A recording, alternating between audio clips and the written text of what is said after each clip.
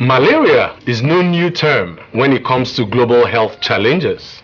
On the 25th of April was World Malaria Day, and this year the consensus globally was that no matter what it takes, the world must come together both at individual and organizational levels to ensure that we defeat malaria for good. What indeed is malaria? And how common is it? Some people have laid more emphasis on diseases like HIV. You might even want to get to some quarters where people consider how many people have been killed by lions and elephants in a particular year compared to what mosquitoes are doing, indeed malaria. Good evening, viewers and friends out there. Thanks for joining us once again. My name is Dr. Ogenekere Ogidigbe, and I welcome you to your #1 health show on West African TV. Lifeline, reaching you from the Lagos Network Center of the Nigerian Television Authority, starts right now. Talking about malaria, I have someone in the studio with me who should know all about it. He is a distinguished general practitioner and serves currently as the president of the Malaria Society of Nigeria. I am talking of no other than Dr. J.B. Puddicom. You're welcome, Dr. Puddicom, to Lifeline. Thank you, Doc. Well, malaria seems to be a very underrated disease condition, despite the huge burden of the disease, not only in Nigeria, but Sub Saharan Africa, as it were, such that it's become a global public health challenge. Before we go into the nitty-gritty of what travailed during this World Malaria Day, it would be nice for the viewers out there to even appreciate what exactly this malaria is that we're talking about, sir. Well, malaria fever is caused by a bite by an infected female Anopheles mosquito. This mosquito carries the germ, the parasite that is responsible for malaria, and this parasite is known as the Plasmodium falciparum, and is transmitted by female Anopheles mosquito. Like you said, there are so many concepts, some misconceptions about what causes malaria, but that exactly is the cause. A bite by an infected, the mosquito has to be infected, has to be carrying the parasite for it to transmit the disease, and then you have malaria, you come down with malaria fever. Well, in other words, malaria is an infectious disease that is transmitted by the arthropod, the female Anopheline mosquito, as we see a very well-fed female Anopheline mosquito showing on the screen. Yeah. And then when this infected mosquito bites another person, they can transmit Plasmodium falciparum in our environment, yes, because there are other types of Plasmodium, yes, isn't it? Yes. Now let's appreciate what the burden of the disease is.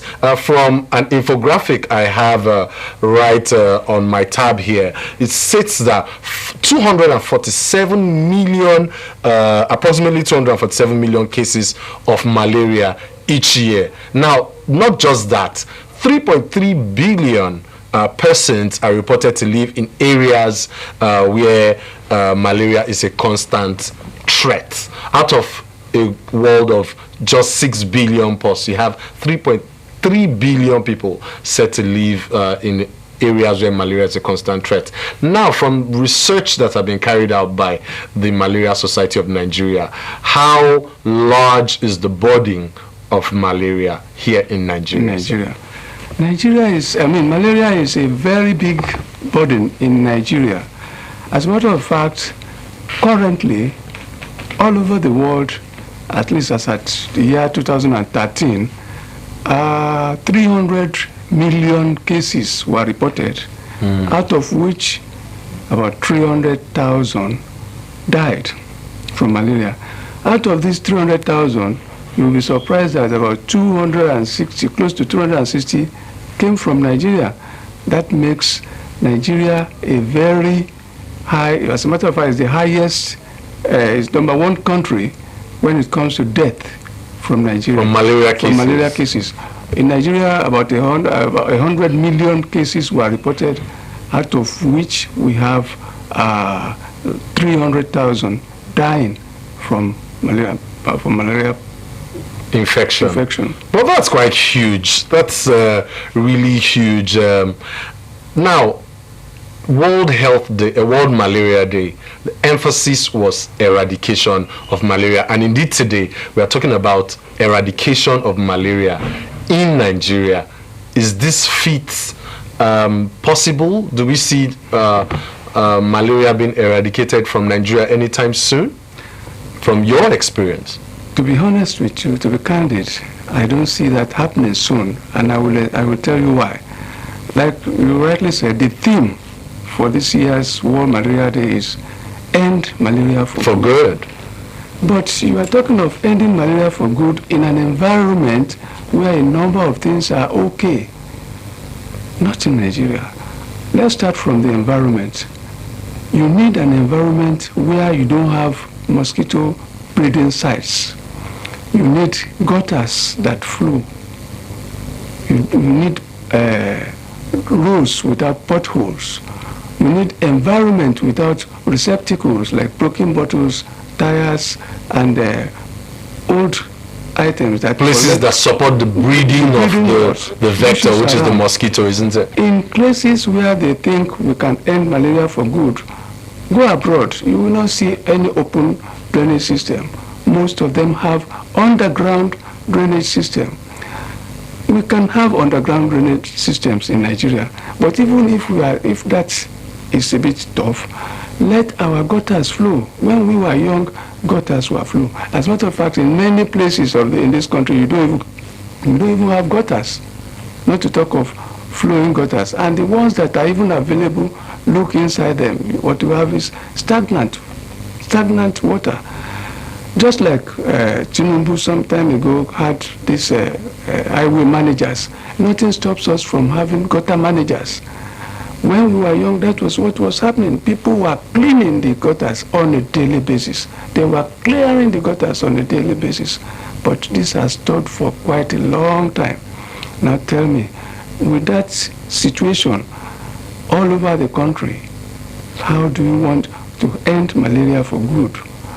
It will take some time until certain measures like environmental management, education for the people. People also need to be health educated. Mm-hmm. They need to know what malaria is. They need to know what to do to prevent it. They need to know what to do even when they have it. Most of them, when they have malaria, they self-medicate. Most of them go to quacks. The level of poverty in this country is such that some people cannot even afford the current treatment, that is ACT, artemisinin combination therapy, mm-hmm. as cheap as it is, as subsidized as it is. Some of them cannot even afford it. The level of poverty has to be improved upon. So these are the challenges we have. For us to think of ending malaria for good, we need to face these challenges, these issues squarely. Otherwise, I believe we will just be deceiving ourselves if we pump money into buying ACT, pump money into distributing nets. Yes, the government has tried in terms of net distribution, in terms of ACT, but let's talk about the nets. Those nets are good, very effective. An insect lands on it and it will drop dead. But sleeping under those nets, when there are no fans to blow, when there is no electricity to blow your fans, can be hell on earth. You will be sweating profusely. Well, Dr. Puddicom, before we come to the nets, it's good for us to establish the relationship between the vector and the infection, because viewers out there might be saying, what about nets? Though malaria is a topic that a lot of people know about, but they need to know that if you can prevent the mosquito bite, then you can prevent yourself from coming down with the infection, or your family. And they also need to know what goes on in terms of the life cycle of the parasite itself, you understand, they also need to know about the symptoms. Okay. Yes. Now the malaria parasite has a life cycle, half of it in the mosquito, Anopheles mosquito, and the other half in human beings. Now, you get the transmission when a mosquito bites somebody that is infected, that is down with malaria, that has malaria parasites flowing in his or her blood. And that mosquito feeds on the blood and in the process carries some of these parasites.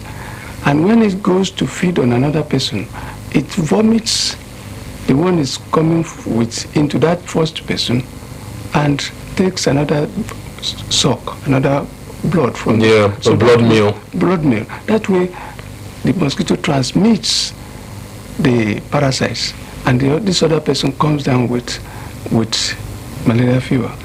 What we are saying is that if you can cut the vector, yes, you can that transmission process, you break that chain, biting of that mosquito. Yes, you break that chain and then you break the transfer of the parasite from one person to the other.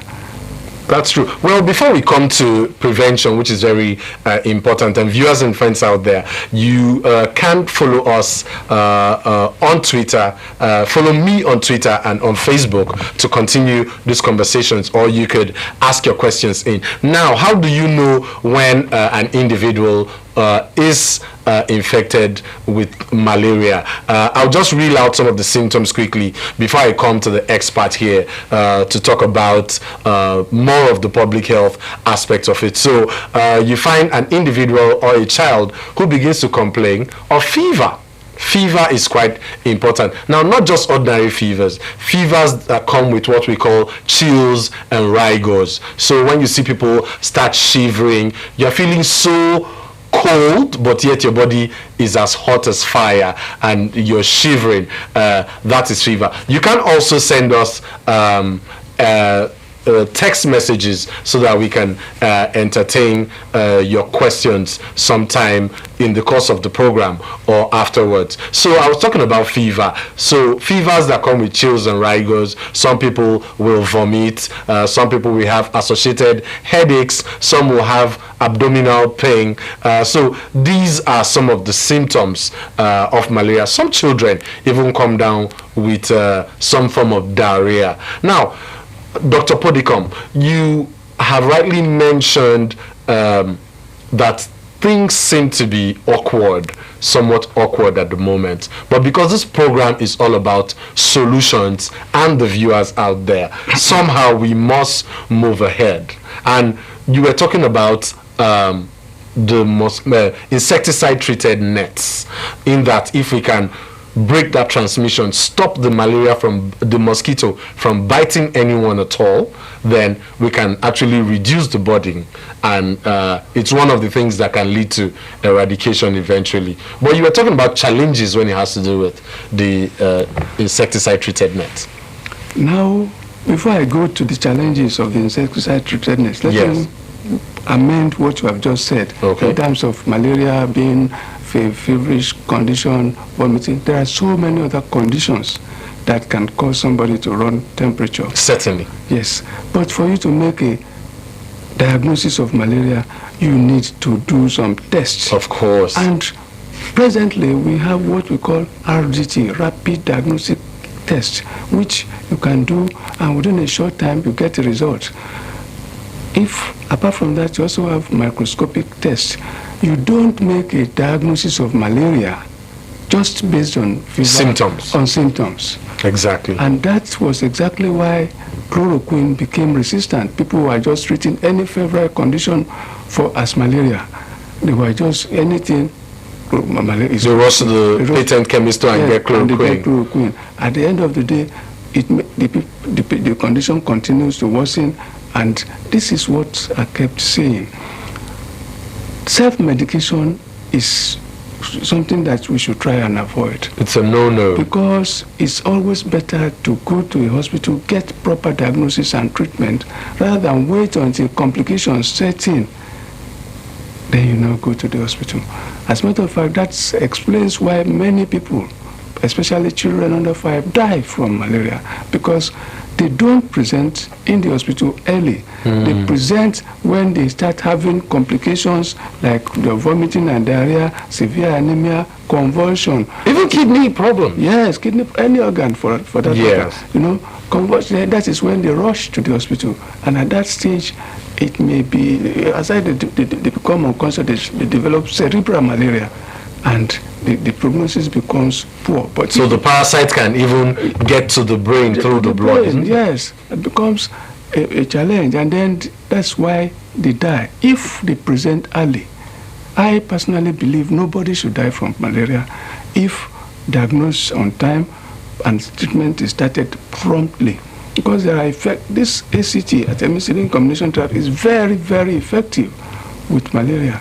But usually people dilly-dally, they use herbal preparations, go to chemists, until finally they think they should now go to the hospital. In other words, you are saying visits to the healthcare provider is very important, isn't it? It's very important. To be able to make early diagnosis and get appropriate treatment. Prompt and appropriate treatment. Now, talking about the challenges with the nets. The nets are very effective, I can assure you. Not only mosquito, any insects at all. Any insects at all. When they land on it, they start struggling for life. The insects, and invariably they will drop dead.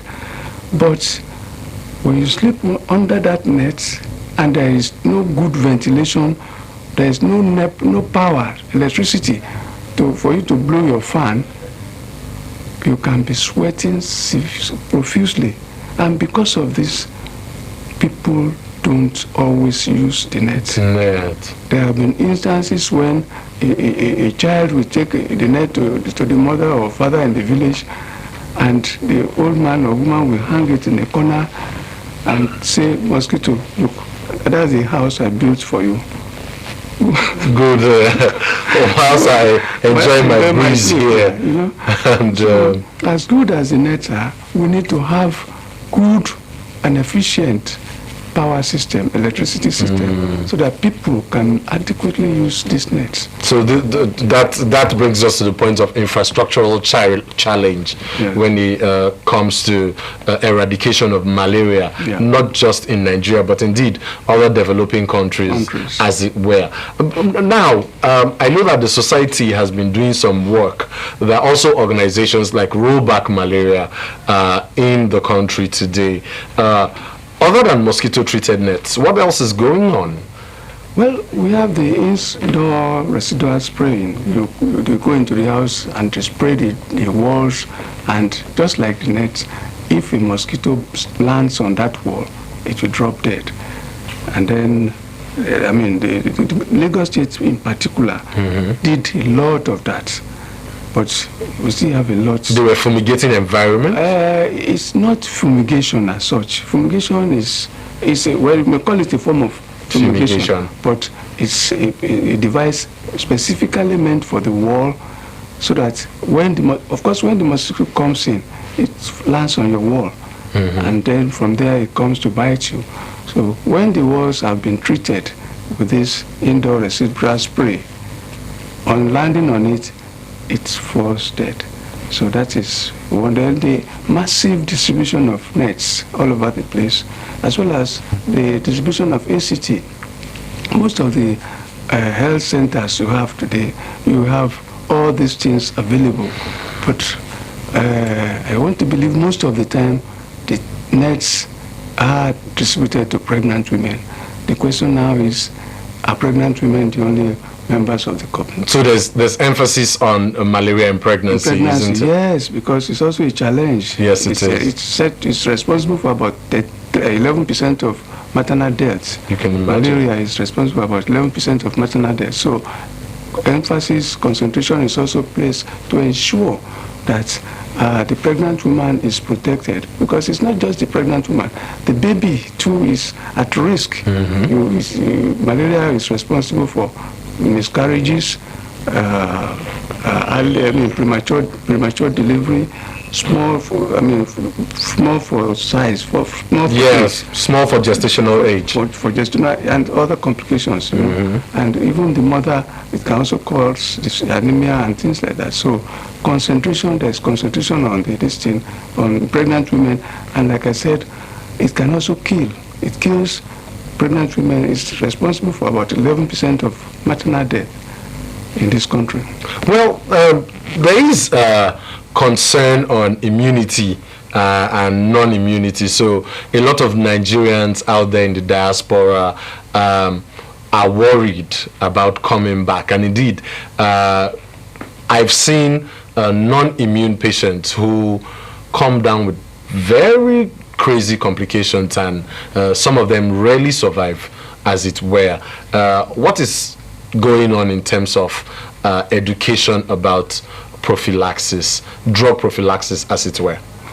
Well, talking about immunity, when you are in a malaria endemic area, just like we are in Nigeria, where the incidence of malaria is very high, you develop some degree of immunity. It's not as if you will not come down with malaria.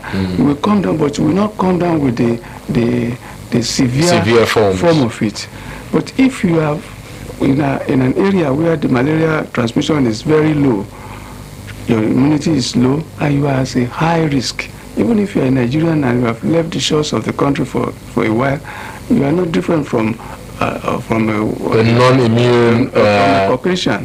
Yes. So your level of immunity is low. So when you are coming back, you need to come back and take prophylaxis regularly to prevent against this. So tablets that can prevent. Because I know that viewers out there probably have one person or two in the diaspora, and they will be asked questions that, oh, this malaria problem, I want to come back from London, I want to come back from the US. What am I supposed to know? You understand? So it is important that viewers out there catch this information. Your immunity, even though you are a Nigerian, haven't stayed outside the country for so many years, your immunity has dropped significantly, and you come in with prophylaxis. So they need to actually, they need to take, so they need to visit healthcare providers who would recommend these medications, or in such cases, can they step up to the patent chemist stores? No, when they are coming, usually they will see their GP abroad, who equips them adequately for the length of time they are going to stay in the country, and they advise them to take their medications religiously. That's it. Okay, still talking about eradication of malaria in Nigeria.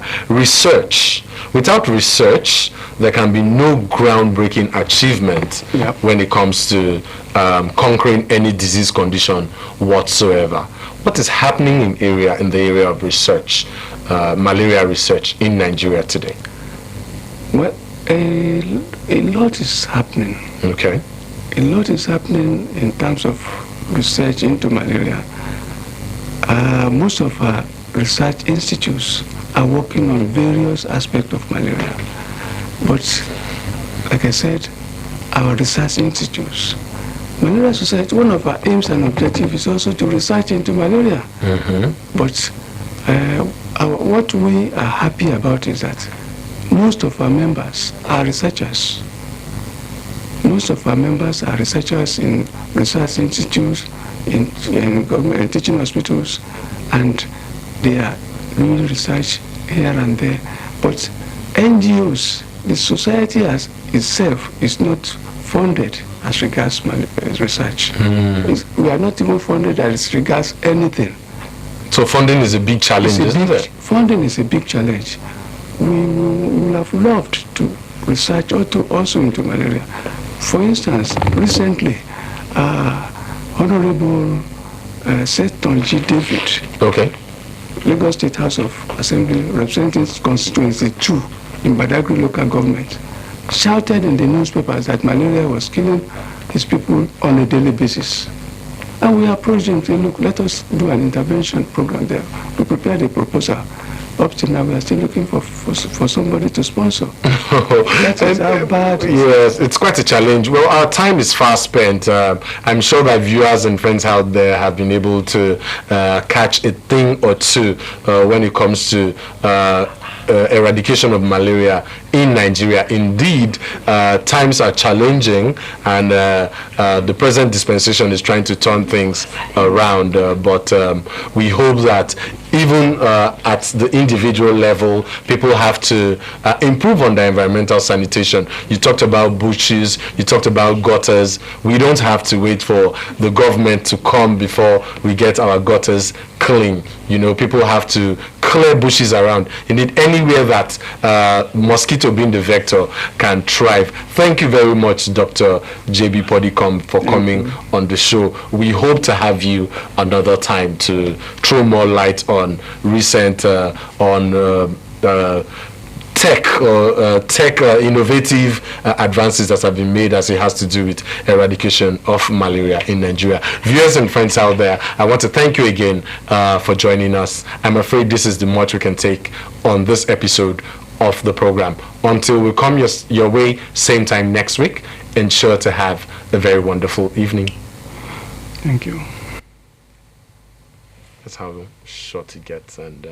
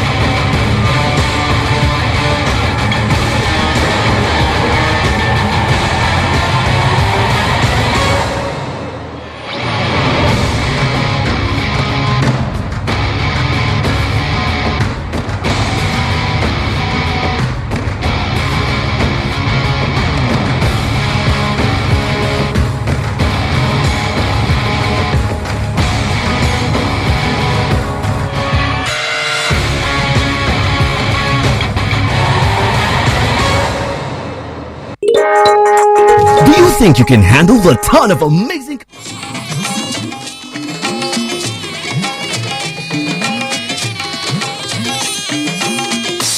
This is the network service of the NTA.